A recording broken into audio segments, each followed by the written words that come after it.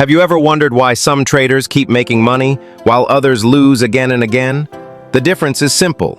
They follow proven principles. So here are 7 principles that can help you become a profitable trader, even if you're just starting out. 1. Don't trade without a plan. Jumping into the market without a plan is like gambling. A good plan tells you when to enter, when to exit, and how much to risk. No plan equals high loss.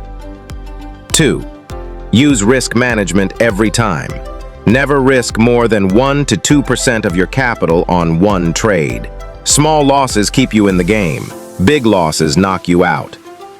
3. Trade with the trend. If the market is rising, follow it. If it's falling, stay out or go short. Fighting the trend is like swimming against a storm. 4. Keep your emotions in check. Fear and greed ruin more traders than bad trades. Stay calm. Trust your system, not your emotions. 5. Learn from every trade. Win or lose, review the trade. What worked? What failed? Your trading journal becomes your greatest teacher. 6. Avoid overtrading. More trades don't mean more profits.